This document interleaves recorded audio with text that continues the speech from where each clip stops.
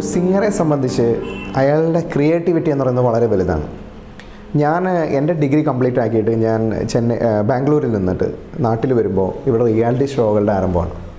ആ സമയത്ത് പല കുട്ടികളും പെർഫോം ചെയ്യുന്നത് കണ്ടപ്പോൾ, പല വ്യക്തികളും എൻ്റെ ഏജിലുള്ളതും എന്നെയൊക്കെ താഴെയുള്ളതുമായ ആൾക്കാർ പെർഫോം ചെയ്യുന്നത് കണ്ടപ്പോൾ എനിക്ക് തോന്നി എൻ്റെ ടാലൻറ്റ് അവരുടെ മുമ്പിലൊന്നുമല്ല. അപ്പോൾ സിംഗിങ്ങിൽ നിന്ന് പുറകോട്ട് പോകാനും മ്യൂസിക് പ്രൊഫഷൻ വിടാനുമാണ് ഞാൻ ആ സമയത്ത് തീരുമാനിച്ചത്. പിന്നീടാണ് ഞാൻ എന്തെങ്കിലും ബിസിനസ്സിനെ കുറിച്ച് ചിന്തിച്ചുകൊണ്ടിരിക്കുമ്പോഴാണ് എൻ്റെ ഭാര്യ ആയ പെൺകുട്ടി, അന്ന് ഞാൻ പ്രണയിച്ചുകൊണ്ടിരുന്ന കുട്ടി എന്നോട് പറയുന്നത്, ഞാൻ ഇഷ്ടപ്പെട്ടത് ഒരു സംഗീതം കൊണ്ട് ജീവിക്കുന്ന ഒരാളെയാണ്, അല്ലെങ്കിൽ അങ്ങനെ ജീവിക്കുമെന്ന് ആഗ്രഹിക്കുന്ന ഒരാളെയാണ്. അപ്പോൾ അത് വിട്ടിട്ടുള്ളൊരു ജോലി നമുക്ക് വേണ്ട, പട്ടിണിയായാലും സംഗീതം കൊണ്ട് ജീവിക്കാം എന്ന് പറഞ്ഞു. വീണ്ടും ഞാൻ തിങ്ക് ചെയ്യാൻ തുടങ്ങിയപ്പോൾ എനിക്ക് തോന്നി, എന്തുകൊണ്ട് അഡ്വർടൈസ്മെൻറ്റ് മേഖലയിലേക്ക് വന്നുകൂടാ ഒരു ക്രിയേറ്ററായിട്ട്. അപ്പോൾ പല പാട്ടുകളും എനിക്കിഷ്ടപ്പെടാത്ത അതായത് ഹിറ്റായി പോയിട്ടുള്ള അല്ലെങ്കിൽ ഹിറ്റാവാതെ പോയ ഒരുപാട് പാട്ടുകളിൽ നല്ല നല്ല വാക്കുകളുണ്ടായിരുന്നു. അപ്പോൾ ചിലപ്പോഴൊക്കെ ഏതെങ്കിലും പാട്ടുകളുടെ വാക്കുകൾ എടുത്തിട്ട് വേറൊരു ട്യൂൺ അതിന് ചെയ്തു നോക്കും. ഈ ട്യൂണിൻ്റെ പ്രശ്നം കൊണ്ടാണോ ഈ വാക്കുകൾ സ്വീകരിക്കാതെ പോയതെന്നറിയാൻ വേണ്ടി ഞാൻ സെൽഫായിട്ട് വെറുതെ പാടി നോക്കും. ചിലപ്പോൾ എൻ്റെ സുഹൃത്തുക്കളെ ഞാൻ പാടി കേൾപ്പിക്കും. അപ്പോൾ അവരൊക്കെ പറയാറുണ്ട് ഇത് വളരെ ഭംഗിയായിരിക്കുമെന്ന്. അതിൽ നിന്നാണ് ഒരു മ്യൂസിക് ഡയറക്ടർ ആവണം എന്നൊരു ആഗ്രഹം എൻ്റെ ഉള്ളിൽ ഉണ്ടാകുന്നത്. ശരിക്കും പറഞ്ഞാൽ കോക്ടെയിൽ അൽഫോൺസേട്ടൻ മ്യൂസിക് ചെയ്ത സിനിമയാണ്. ഒരു സാഹചര്യത്തിൽ അതിനകത്തൊരു പാട്ട് മാറ്റി വേറൊരു പാട്ട് ചെയ്യണം എന്നൊരു സാഹചര്യം വന്നപ്പോൾ അൽഫോൺസേട്ടൻ സ്ഥലത്തില്ലാണ്ടിരിക്കുകയും ആ ഒരു സ്പേസിൽ വേറൊരു മ്യൂസിക് ഡയറക്ടർ വന്നേ തീരൂ എന്നുള്ളൊരു സിറ്റുവേഷൻ ആ സിനിമയ്ക്ക് ആവശ്യമായിരുന്നു അന്ന്. അപ്പോഴാണ് ജലീലിക്ക എന്നെ അരുൺ ചേട്ടന് പരിചയപ്പെടുത്തി കൊടുക്കുന്നത്. അരുൺ ചേട്ടനും അനൂപേട്ടനും കൂടിയിട്ട് ഞാൻ ചെയ്ത ഒരു സോങ് കേട്ടു. ആ കേട്ടിട്ട് അവർക്ക് ഇഷ്ടപ്പെട്ടിട്ടാണ് അവർ ഈ സിറ്റുവേഷൻ എന്നോട് പറയുന്നത്, ചെയ്തു നോക്കാൻ പറയുന്നത്. അതിനുശേഷമാണ് 3 ദിവസം എൻ്റെ ഫ്ലാറ്റിൽ ഞാൻ തൃശ്ശൂരിലിരുന്നിട്ട് 3 ദിവസം എടുത്തിട്ടുണ്ട് ഞാൻ കമ്പോസ് ചെയ്യാൻ വേണ്ടി. ചില പാട്ടുകൾ ഇപ്പോൾ മഴനീർത്തുള്ളികൾ 15 മിനിറ്റ് കൊണ്ട് ഉണ്ടായ ട്യൂണാണ്. പക്ഷേ നീയാൻ തണലിന് താഴെ എന്ന് പറയുന്നത് 3 ദിവസം കൊണ്ട് ഉണ്ടായ ട്യൂണാണ്. അപ്പോൾ അതെൻ്റെ ആദ്യത്തെ പാട്ടായിരുന്നു.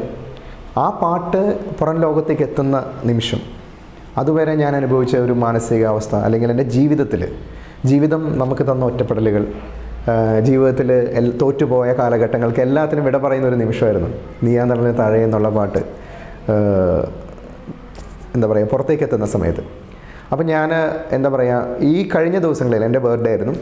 അപ്പോൾ ആ ദിവസങ്ങളിൽ പോലും ഫേസ്ബുക്കിൽ എന്നെ തേടി വന്ന വിഷസ് അത് കാണുമ്പോൾ ഞാൻ ആലോചിക്കുന്നത് ഒരാൾ പോലും വിളിച്ച് വിഷ് ചെയ്യാനില്ലാതിരുന്ന ഒരു കാലഘട്ടത്തെക്കുറിച്ചാണ്. ആരും ഇല്ലാതിരുന്നൊരു കാലഘട്ടത്തിൽ നിന്ന് ഈ പാട്ടുകളാണ് ഈ ഒരു അവസ്ഥയിലേക്ക് എത്തിച്ചത്. അപ്പോൾ ഓരോ പാട്ടുകളിലേക്ക് ഇറങ്ങി ചെല്ലുമ്പോഴും ആ ഒരു ചിന്ത എൻ്റെ ഉള്ളിൽ എന്നെ ഭയങ്കരമായിട്ട് ഭരിക്കുന്നുണ്ട്. നമ്മൾ എവിടെ നിന്ന് വന്നു, എവിടെ എത്തി നിൽക്കുന്നു, ആരും എത്തിച്ചു, അങ്ങനെയുള്ള എല്ലാ കാര്യങ്ങളെക്കുറിച്ച് ചിന്തിക്കുമ്പോൾ നല്ല പാട്ടുകളിലേക്കുള്ള വഴികൾ നമ്മളറിയാതെ നമ്മളെ തേടിയെത്തുന്നു. ഞാൻ ചെയ്തതിൽ ഞാൻ ഏറ്റവും ഇഷ്ടപ്പെട്ട സോങ് നീയാൻ തണലിന് താഴെ, എൻ്റെ ആദ്യത്തെ പാട്ട്. ഇനിയിപ്പോൾ ആ പാട്ടിനോടുള്ള ഇഷ്ടമെന്ന് പറഞ്ഞാൽ ആ പാട്ട് പുറം ലോകത്തേക്ക് എത്തിയ നിമിഷം ഞാൻ നാളെ സിനിമാ സംഗീത സംവിധായകനാകാൻ പോകുന്നു, ആകണം എന്നുള്ള എൻ്റെ മനസ്സിനുള്ളിലത്തെ ആകുലതകൾക്ക് എല്ലാത്തിനും വിരാമമിട്ടുകൊണ്ട് ആ പാട്ട് റിലീസായി. അത് എന്ന് പുറത്ത് വേറൊരാൾ ആ പാട്ട് കേൾക്കാൻ തുടങ്ങിയോ ആ നിമിഷം മുതൽ ഞാനൊരു സിനിമാ സംഗീത സംവിധായകനാണ്. അപ്പോൾ ആ പാട്ട് തന്നെയാണ് എൻ്റെ ഏറ്റവും പ്രിയപ്പെട്ട പാട്ട്. അവാർഡുകൾ എന്നൊരു കാറ്റഗറിയെക്കുറിച്ച് ഞാൻ ചിന്തിക്കാറില്ല.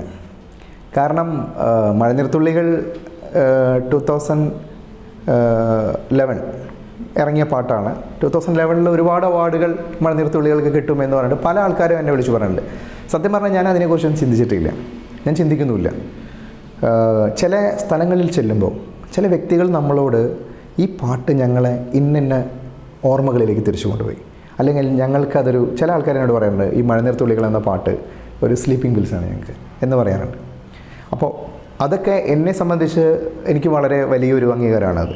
പിന്നെ അതിനപ്പുറത്തേക്ക് ഞാനൊന്നും ചിന്തിക്കാറില്ല. കാരണം ഞാൻ ആരാണെന്നും ഞാൻ എവിടെ നിന്ന് തുടങ്ങിയെന്നും എന്തൊക്കെ എന്നെ തേടി വന്നാൽ അതെല്ലാം എനിക്കുള്ള അനുഗ്രഹങ്ങളാണെന്നും എനിക്ക് നന്നായി അറിയാം. കാരണം അതിനപ്പുറത്തേക്ക് നമ്മൾ ആഗ്രഹിക്കുന്നില്ല, നമ്മൾ അതിനപ്പുറത്തേക്ക് ചിന്തിക്കുന്നില്ല.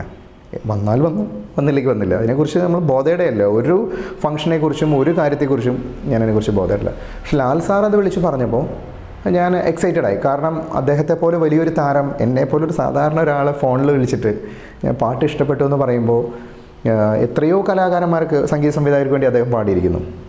എത്രയോ മ്യൂസിക് ഡയറക്ടേഴ്സ് അദ്ദേഹത്തിൻ്റെ സിനിമകളിൽ വർക്ക് ചെയ്തിരിക്കുന്നു, റഹ്മാൻ സാർ അടക്കം. അപ്പോൾ അങ്ങനെ ഒരാൾ എന്നെ വിളിച്ച് പറയാമെന്ന് പറഞ്ഞാൽ എനിക്ക് ഇത്രയും കാലത്ത് നിന്ന് ഏറ്റവും വലിയൊരു അംഗീകാരമായിട്ട് തോന്നിയിട്ടുണ്ട്.